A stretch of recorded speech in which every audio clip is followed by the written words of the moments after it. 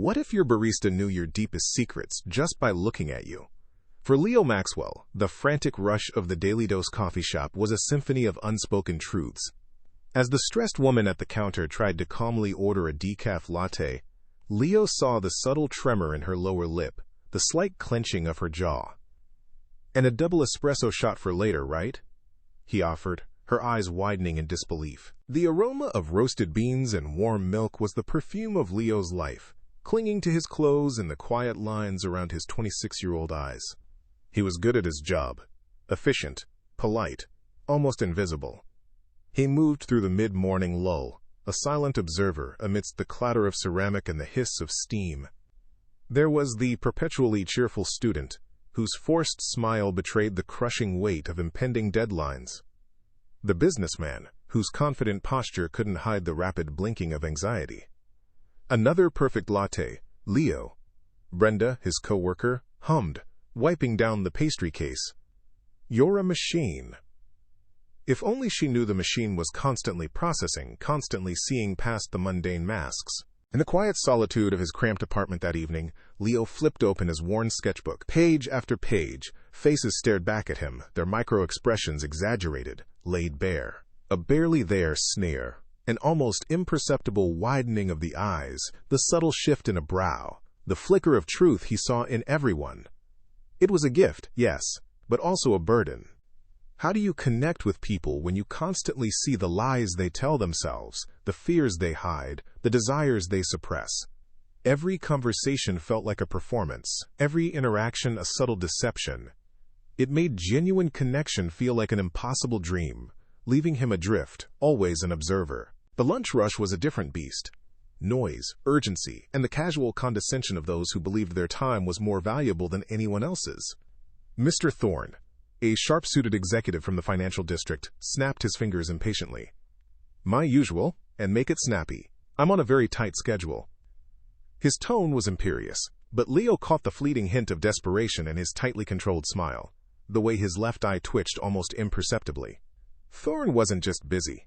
He was terrified of being late, of disappointing someone important. "Coming right up, Mr. Thorne," Leo replied, his voice calm, his hand steady as he expertly pulled the espresso shot. He was an artist of observation, even when serving a demanding audience. As the afternoon wore on, a new customer settled into a corner booth. She was impeccably dressed in a simple, dark pantsuit, her silver hair pulled back in a severe bun. Director Evelyn Reed. She nursed a single black coffee, not touching her phone, not looking at anyone but Leo. Her gaze was different, not casual, not curious, but intensely analytical. Every time he passed, he felt the weight of her eyes, a silent assessment. There was no flashiness, no ostentatious display, but the quiet intensity spoke of a world far removed from the Daily Dose. It wasn't creepy, just unsettling. A flicker of unease, then a jolt of recognition. She wasn't just watching a barista, she was waiting. Some feelings just don't go away, especially when you're being watched. Leo Maxwell moved through the familiar motions of closing up the Daily Dose, the scent of stale coffee and disinfectant clinging to the air. But his mind was elsewhere, replaying the image of the woman in the corner booth, Director Evelyn Reed, though he didn't know her name then. Her gaze had been different, not casual, not judging but dissecting. He wiped down the espresso machine, a phantom unease prickling at the back of his neck. "That quiet lady from earlier," Brenda said, stacking chairs with a clang. "The one who stayed forever. She seemed important, didn't she? Like she was waiting for something." Leo just nodded, his thoughts echoing hers. Important. That was exactly it.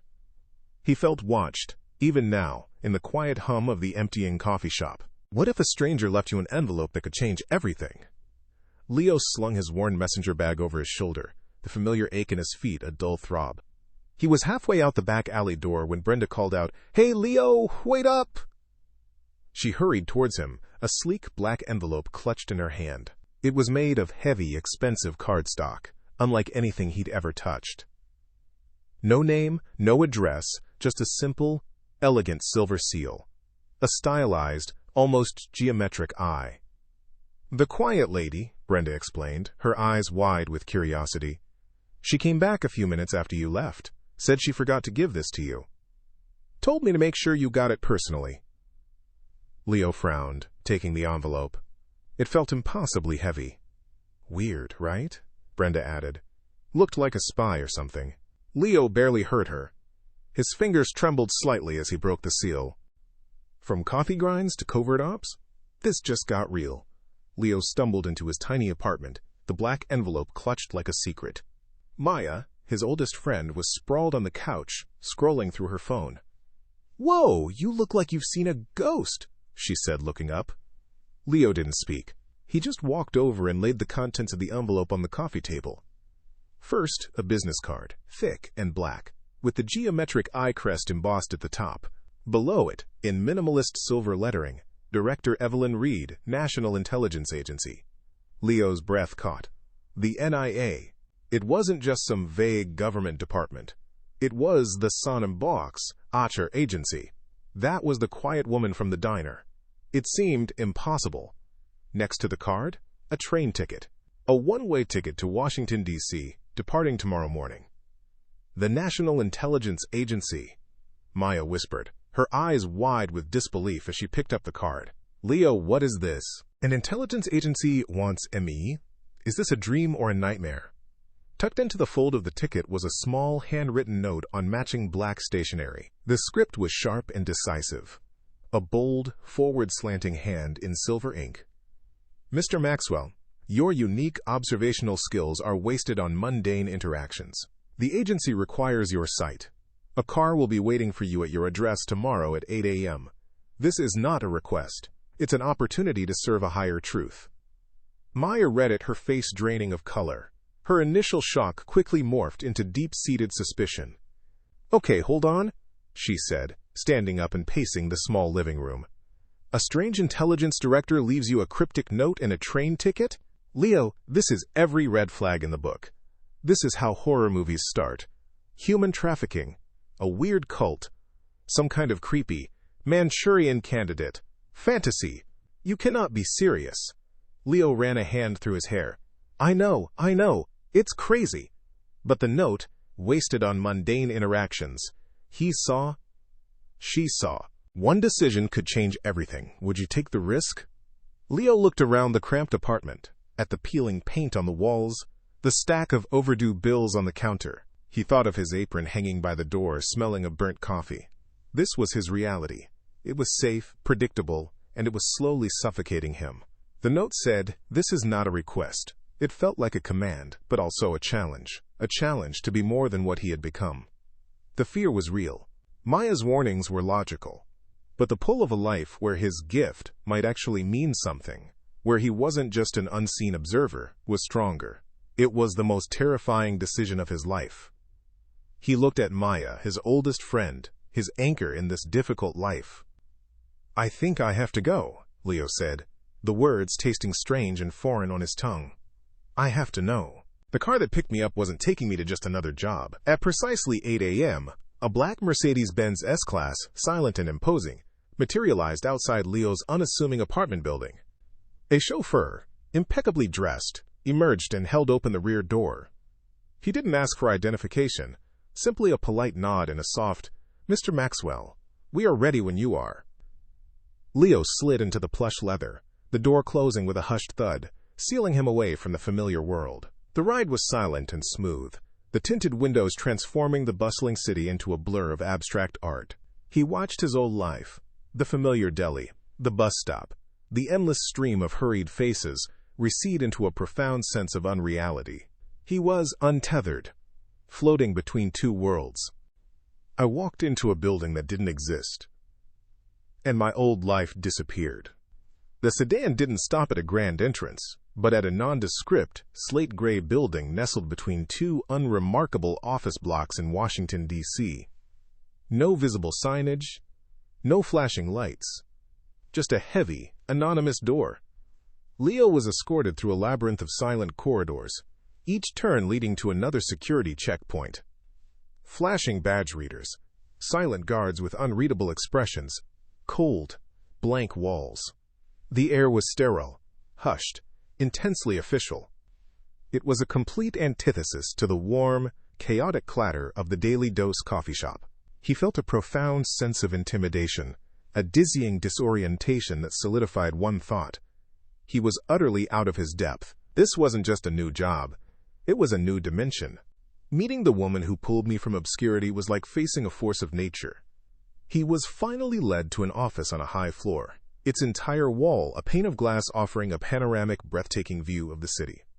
The space was minimalist, sleek, dominated by a transparent glass desk. Behind it sat Director Evelyn Reed, just as he remembered her from the coffee shop. She wore a tailored charcoal suit, her dark hair pulled back in a severe, elegant style. Her eyes, sharp and intelligent, met his with an assessing calm. "Mr. Maxwell," she said, her voice a low, steady alto, devoid of any discernible micro-expressions. "Welcome to the National Intelligence Agency. I trust your journey was comfortable." Leo stammered, "Yes, Director, thank you. But I still don't understand." "My job. Find the traitor hiding in plain sight, before they destroy everything." Reed leaned forward, her composure unwavering. "Clarity is why you're here, Mr. Maxwell." She activated a holographic projection on her desk, displaying a complex diagram of the agency's hierarchy. "For months, a mole has been leaking highly classified intelligence. Critical operations compromised, agents endangered, national security on the brink. Our conventional methods have failed. Every suspect has been vetted, cleared, and yet the leaks continue." Her eyes locked onto Leo's. "We need someone who sees beyond the data, beyond the training, beyond the masks. Your unique ability to read people, to detect the subtlest flicker of deception, is our last hope. You are here to find our mole." From serving coffee to saving the country, I had to say yes. Leo's mind reeled. "Director Reed," he began, his voice barely a whisper. "I'm just a barista. I have no experience in any of this. This feels impossible." Reed's expression softened, a rare, almost imperceptible shift. "Precisely why you are our best chance. Your perspective is untainted. You see the truth because you haven't been taught what to look for, only how to see. We will provide every resource, every protection." She paused, her gaze unwavering. "This is an opportunity, Mr. Maxwell, to use your extraordinary gift for something truly meaningful." Leo looked at his trembling hand, then at her steady, resolute eyes. Overwhelmed, yet a strange sense of purpose ignited within him. He swallowed hard. "I'll try." My superpower suddenly had a scientific name, and I was learning to master it. The briefing room was a sterile box, devoid of windows, lit by the cold glow of multiple screens. Leo sat across a sleek, polished table from Director Reed, but his gaze was fixed on the man beside her, Dr. Eris Thorne. Thorne was a whirlwind of nervous energy and brilliant insight, his wild gray hair a stark contrast to his pristine lab coat. He spoke in rapid-fire bursts, detailing the science of micro-expressions, the fleeting, involuntary facial movements that betray true emotion. Leo listened, mesmerized, as Thorne dissected diagrams of facial muscles, played slow-motion videos of subtle eye twitches and lip compressions. He realized his intuitive gift wasn't some strange curse, but a quantifiable skill, a phenomenon that had been studied, mapped, and understood. He eagerly scribbled notes, feeling a thrilling validation he'd never known. This wasn't just observing, this was learning the language of truth. Every face told a story, but one was lying about everything. His own secure office, though small and windowless, felt like a sanctuary. It was here, surrounded by stacks of classified dossiers and glowing screens, that Leo truly began his immersion. Director Reed had given him access to the top suspects, high-ranking agents, their faces plastered across documents, frozen in surveillance footage. Hours bled into days as Leo pored over each file, each video clip. He searched for the tells he now had a name for, the fleeting lip-corner pull of contempt, the eyebrow flash of surprise, the subtle asymmetry of a forced smile. It was like trying to find a single misplaced coffee bean in a mountain of grounds. These weren't anxious customers. These were trained professionals, masters of their own masks, making the task feel overwhelmingly complex. Not everyone believed a coffee slinger could crack their biggest case. The agency cafeteria, a cavernous, echoing space, was a stark reminder of Leo's outsider status. He was picking at a bland sandwich when a voice, sharp and dismissive, cut through the din. "So, you're the barista Reed brought in?" Marcus Vance, agent. Vance, a man whose tailored suit seemed to scream, "Old guard," looked Leo up and down. A sneer barely disguised. "Heard you raid faces. Pseudoscience, if you ask me. Director must be truly desperate to bring in a coffee jockey for a critical op. No offense, kid, but this isn't about knowing if someone wants a double shot or a decaf." Leo met his gaze, a quiet resolve hardening within him. He simply nodded. "None taken, Agent Vance. But sometimes, the smallest details reveal the biggest truths. My boss believed in me, even when others scoffed. That's all I needed." Back in her office, Director Reed listened calmly as Leo recounted his progress, including his run-in with Vance. "Agent Vance is a highly effective operative," she said, her voice even, "but he operates within traditional parameters. Your perspective, Leo, is precisely because you are outside those parameters. Don't let their skepticism deter you.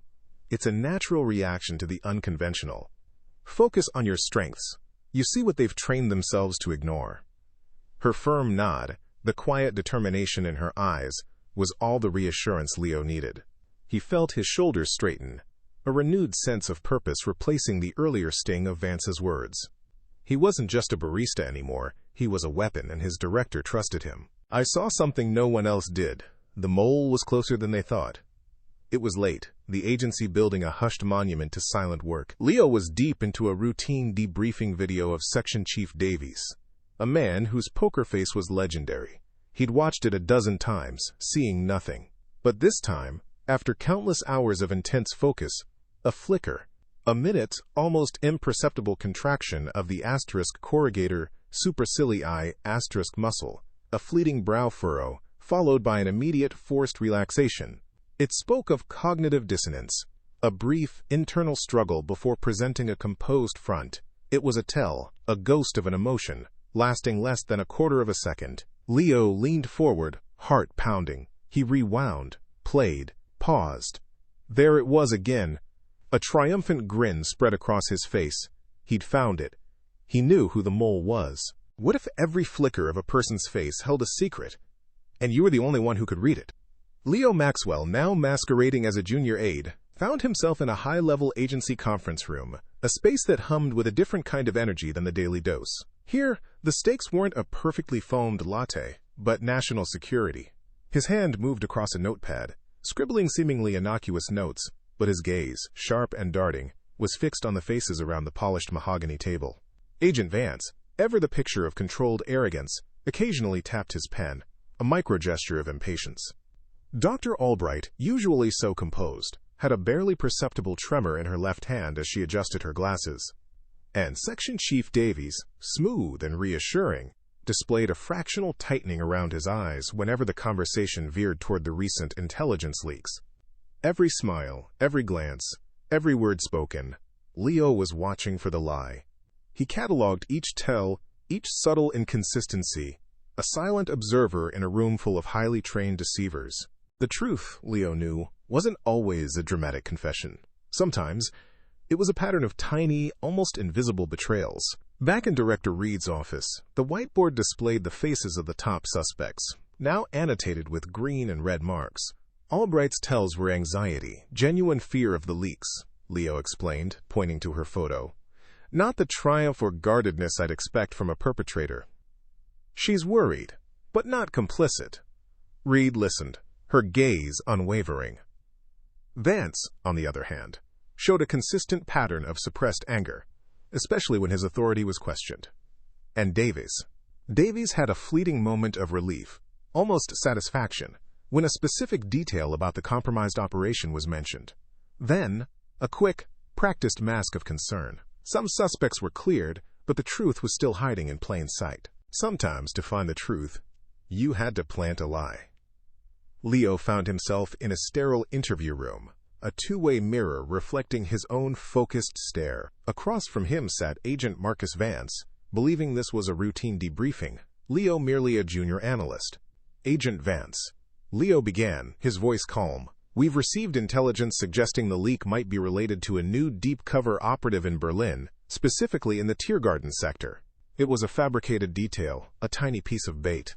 Vance's dismissive smile tightened. Berlin? That's absurd. Our assets are nowhere near that region. But Leo saw it. A brief, almost invisible clenching of the jaw, a flash of fear in his eyes, quickly masked by practiced indignation. A lie. It was subtle, but it was there. I had to lie to catch a liar. The truth was in his eyes. The city lights outside Leo's apartment window blurred, a vibrant tapestry he barely registered. The phone felt heavy in his hand. Leo? Are you even listening? Your old manager called, asking if you were coming back. Said they miss your lattes. It was Maya, her voice laced with the familiar blend of worry and humor. Yeah, Maya, I'm listening, Leo said, his own voice sounding distant even to himself. Just busy. How could he explain the weight of the secrets he now carried, the faces he analyzed, the lives that hung in the balance? He couldn't. His old life was a distant memory, but the secrets he kept were isolating me. He yearned for the simple, honest chaos of the coffee shop, even the annoying customers. But that life was gone, replaced by a solitude far deeper. Section Chief Davies is our prime suspect, Leo stated, his voice steady, a detailed flowchart projected behind him in Director Reed's office. Dr. Thorne nodded beside him, a rare look of solemnity on his usually jovial face. The micro-expressions Leo observed, coupled with his historical data analysis, point to a pattern of deception consistent with high-stakes betrayal. Vance is a possibility, but his tells are more defensiveness than outright deceit. Reed studied the chart, her expression unreadable. Very well, she finally said, her voice cutting through the tension. We move to Phase 2, a controlled environment test. A simulated emergency briefing. If Davies is our mole, he'll take the bait. The trap was set. Now they just had to wait for the mole to take the bait. Leo felt a surge of adrenaline, mixed with a chilling anticipation. The confrontation was coming. The air in the secure conference room was thick with a tension that hummed beneath the sterile quiet. It felt like a stage, meticulously set, with Leo a silent, unmoving observer in the wings. Director Reed, at the head of the polished obsidian table, projected an image of grave urgency. A large screen behind her displayed complex, fabricated intelligence, satellite imagery, encrypted communications, and a false operational directive for a critical new overseas asset. Gentlemen, Reed began, her voice crisp and formal, this is Operation Chimera. Utmost discretion is paramount. We've received actionable intel on a new terror cell, and we believe they're targeting our infrastructure in the Baltic region. Our new asset, codenamed Phoenix, is already in place. Leo's eyes, honed by countless hours of observation, darted between the faces of Section Chief Davies and Agent Marcus Vance. He saw their practiced poker faces, the subtle tightening around the eyes, the forced calm. But he knew, with a chilling certainty, that one of them was a predator, lured by the scent of the bait. As Director Reed outlined the fictitious operation, detailing specific, vulnerable data points that would be irresistible to an enemy, Leo held his breath. His gaze was a laser, dissecting every facial muscle, every blink, every minute shift in posture. Vance, initially dismissive, now showed a flicker of focused attention, a slight narrowing of his eyes that could be either professional concern or something darker. But then, as Reed mentioned a specific, high-value data transfer time, Leo saw it. On Section Chief Davies' face, a fleeting, almost imperceptible micro-expression, a tightening of the orbicularis oculi, a minute upward curl at the corner of his lip, instantly suppressed. It was a flash of triumph, quickly masked by a practiced frown of concern, a ghost of a smile, a breath of satisfaction, gone in a heartbeat. But Leo saw it. It screamed deception. He subtly tapped his pen twice on his pad, a signal Reed had instructed. Across the table, her eyes, almost imperceptibly, met his, and a tiny, confirming nod passed between them. Director Reed's voice, which had been calm and measured, abruptly sharpened. "Thank you for your attention, gentlemen," she said, her tone now laced with steel. Her gaze landed squarely on Section Chief Davies. "And thank you, Chief Davies, for confirming our suspicions." Davies' forced composure shattered. His eyes widened, a micro-expression of pure, unadulterated fear flashing across his face. "Director? I don't understand." Reed's voice was cold, precise. "Oh, I think you do. Operation Chimera, Chief, was entirely fabricated. A trap. The only terror cell we're concerned with is the one operating within these walls. And your face, Chief, just told us you've taken the bait." As the accusation hung in the air, security personnel, who had been waiting outside, quietly entered the room. Davies' face contorted, a mixture of fury and despair, his stammering denials quickly dissolving into choked, panicked breaths. The mask had fallen, and the liar was exposed, all because of a barista. Hours later, the adrenaline had drained, leaving Leo feeling utterly spent but profoundly validated. In Director Reed's office, the tension had dissipated, replaced by a quiet sense of accomplishment. Reed leaned back, a rare, genuine smile touching her lips. "You were right, Leo. Every single read." Davies confessed everything. He'd been compromised for years. Dr. Thorne, who had been observing from a corner, stepped forward, a look of profound respect on his face. "Mr. Maxwell," he said, extending a hand, "your intuition, your gift, is truly remarkable. I've never seen anything like it." Leo shook his hand, a sense of weary satisfaction settling over him. He had done it. He, the quiet barista, had saved the agency from a mole. But beneath the triumph, a solemn weight lingered. He had seen the ugliness of betrayal, the hidden rot beneath polished surfaces. His life had changed forever, and there was no going back. Director Reed turned back to Leo, her expression shifting to one of serious consideration. "Leo, your contribution to national security cannot be overstated. We need your unique abilities permanently." She gestured to a folder on her desk. "We're offering you a position as a senior behavioral analyst within a new, highly specialized division.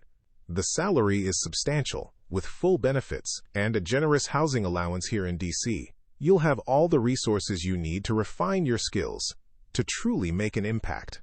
She slid a sleek, silver-crested ID badge across the desk, a provisional pass with Leo Maxwell's name and a new, official title. Leo stared at it, his heart pounding. From coffee grinds to covert operations, it was an offer beyond anything he could have dreamed, a lifeline to a purpose he'd always yearned for. Reed watched him, her intelligent eyes expectant. But even as the enormity of the opportunity washed over him, a quiet thought began to form in the back of Leo's mind. Was this what he truly wanted? They gave me everything, but I realized I wanted to build my own legacy. The job offer lay on Leo's worn coffee table, a pristine white document in stark contrast to the familiar clutter of his small apartment. Maya, perched on the edge of the couch, eyes wide, whistled low. "Senior behavioral analyst. New division. That's a lot of zeros, Leo. Asterisk lot." Her excitement was palpable, a joyful echo of his own initial disbelief. "You did it, Leo. You really did it. From lattes to national security hero." Leo managed a faint smile, but the warmth didn't quite reach his eyes. He picked up the document, its smooth paper cool beneath his fingertips. He looked around the cramped space, at the stack of books on micro-expressions, at the lingering smell of stale coffee he'd never quite scrubbed from the fabric of his armchair. It was an incredible offer, a lifeline thrown from the abyss of his mundane life. But something gnawed at him. He'd been discovered, recruited, given a seat at a table he'd never dreamed of. Yet he hadn't truly built it himself. "It's amazing, Maya," he said, his voice quiet. "It's everything I thought I wanted. But I don't want to just be a piece on their board. I want to build the board." Maya looked at him, her initial thrill fading into a knowing, concerned gaze. She saw the flicker in his eyes, the same quiet determination she'd seen when he'd chosen to board that train to D.C. He was grateful, yes, but Leo Maxwell was no longer content to simply be given a new life. He wanted to forge it. A barista negotiating with the Director of National Intelligence? This was my biggest gamble yet. The next morning, Leo stood before Director Evelyn Reed in her sleek, minimalist office. The city stretched out behind her, a sprawling tapestry of power and purpose. He held a slim folder, a stark contrast to the thick dossiers he'd become accustomed to. "Director Reed," he began, his voice steady, betraying none of the adrenaline coursing through him. "Thank you. Your offer. It's beyond anything I could have imagined." Reed nodded, her gaze analytical, expectant. "We recognize your unique contribution, Mr. Maxwell. You earned it." "I believe I did," Leo agreed, taking a breath. "And because of that, I have a counterproposal." Reed's eyebrow raised almost imperceptibly, a flicker of surprise in her composed features. "Your offer is to join an existing division," Leo continued, his words precise, articulate. "But my insights, my methodology, they're unique.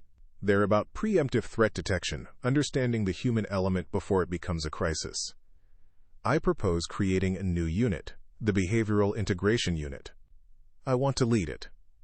He laid his folder on her desk, pushing it gently forward. "I'm asking for a performance-based contract director. Give me a budget, a small team, and 2 years. If I succeed in establishing this unit as a vital, indispensable asset, if we demonstrably prevent future threats using these methods, I want a stake in its continued success. Not just a salary, but a genuine partnership in what we build together." Reed stared at the document, then back at Leo, her analytical gaze slowly shifting to something akin to intrigue. "I didn't just get a job, I built my own destiny." Silence hung heavy in Director Reed's office. She picked up Leo's proposal, her eyes scanning the pages. Leo stood his ground, his heart hammering, but his resolve unwavering. He had taken the biggest gamble of his life, not on a mole, but on himself. Finally, she looked up, a slow, genuine smile spreading across her face.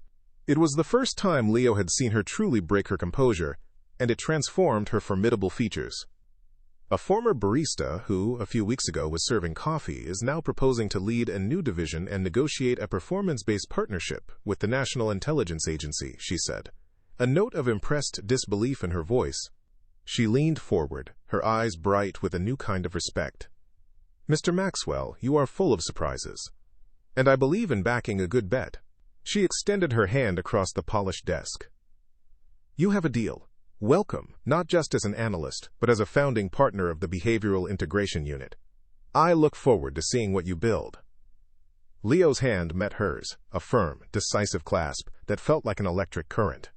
It wasn't just a handshake. It was a contract, a promise, the culmination of an impossible dream. He felt a wave of triumph wash over him, a sense of having truly arrived, not as a passenger, but as a captain. A small, knowing smile lit his face. He didn't just get a job. He had built his own destiny. "From serving lattes to saving lives, I finally found where I belonged." Months later, Leo Maxwell's new office hummed with quiet efficiency. It was still minimalist, but filled with purpose. A large digital display showed complex data visualizations, patterns of human behavior illuminated in elegant graphs. At his sleek, ergonomic desk, a high-tech coffee machine brewed a perfect single-origin pour-over. The aroma, a comforting anchor to his past. The preliminary analysis on the Jakarta cell indicates significant precognitive dissonance in their lead operative's social media footprint, Dr. Thorne reported, his usual eccentric energy now channeled into focused collaboration. He pointed to a segment of the display. "Your initial read was spot on, Leo. No one else saw it." Leo, confident and purposeful, nodded, adjusting his bespoke blazer. He looked nothing like the weary barista who'd once poured coffee for Mr. Thorne. "It's not just what they say, Eris. It's what they don't say. The micro-hesitations, the fleeting moments of incongruity. We're building a system that doesn't just react to lies, but anticipates them."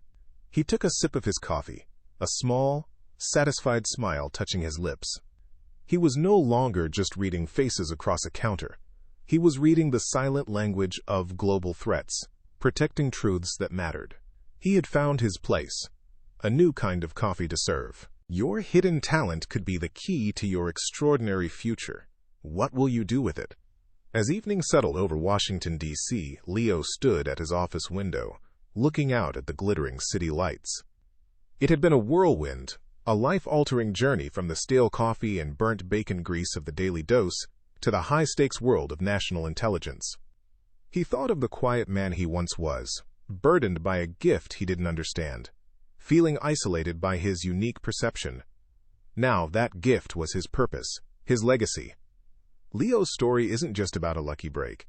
It's a powerful reminder that the person you are right now, in whatever job you're working, is not the final chapter. Your hidden talents, your forgotten passions, the skills you think no one sees, they have immense value. It was a single moment of observation, a flicker of truth in a customer's eyes, that changed Leo's life. But it was his courage to step onto that train, his intelligence to understand the real problem, and his confidence to demand his true worth that secured his future. What hidden talent do you have that the world just hasn't seen yet? What would you have done if you found that black envelope? If this story inspired you or made you think, please give this video a thumbs up. It truly helps us bring more stories like this to you. Don't forget to subscribe and hit the notification bell so you never miss an incredible journey. And share this video with someone who needs to be reminded that their big break might be just one customer, one conversation, or one moment of courage away. Thank you for listening.